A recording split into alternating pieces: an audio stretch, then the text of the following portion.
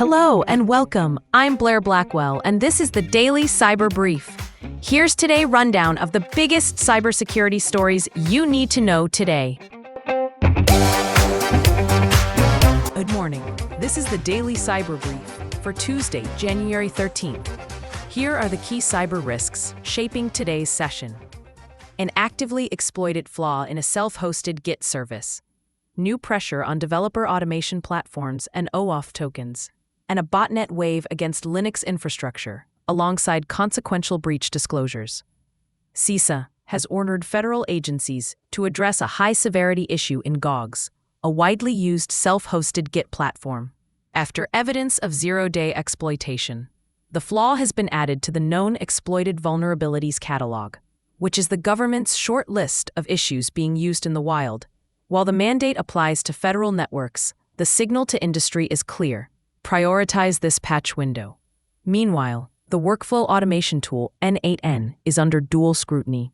Nearly 60,000 internet-exposed instances are still unpatched for a maximum severity weakness dubbed nightmare. And researchers separately caught 8 malicious NPM packages posing as N8N community nodes that trick developers into linking accounts and quietly siphon OAuth tokens. Taken together, that's a reminder that low-code orchestration and the plugin ecosystems around it can become a supply chain entry point, with the payoff being access to connected cloud services. On the threat actor side, a souped-up Go brute forcer botnet is targeting more than 50,000 Linux servers, leaning on weak credentials and copy-pasted AI-generated configuration examples to break in.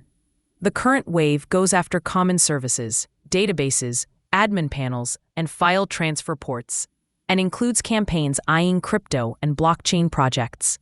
In parallel, researchers tracked 2 separate efforts probing public large language model endpoints to map how organizations are exposing AI services, which expands the attack surface in ways that often bypass traditional perimeter controls.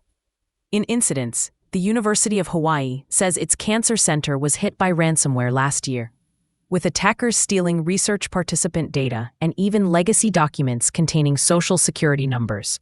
In Europe, Spanish energy provider Endesa disclosed that intruders accessed contract-related customer information through its systems, underscoring how critical infrastructure-adjacent firms remain attractive data targets.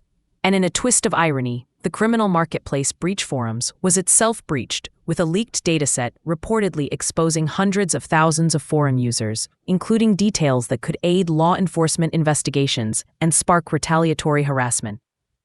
Looking ahead, expect more guidance around the GOGS issue as agencies work through deadlines, and continued scrutiny of N8N deployments and third-party nodes as the ecosystem cleans up. Botnet operators are unlikely to stop testing weak Linux services, and probing of AI endpoints will continue as organizations experiment with public interfaces. What I'll be watching today: self-hosted Git and code management platforms, automation tools and their OAuth-connected integrations, Linux database and admin services on the open internet, AI and LLM endpoints exposed for convenience, and, on the sector side, healthcare and energy providers managing sensitive customer and research data. The through line is straightforward. Attackers are choosing the easiest doors, weak credentials, exposed tooling, and trusted plugins to reach valuable data and control planes. It's a busy patching week, but the playbook is familiar. That's it for today's edition of the Daily Cyber Brief. Thanks for listening. I'm Blair Blackwell. This podcast is for informational purposes only and is not cybersecurity, legal, or financial advice.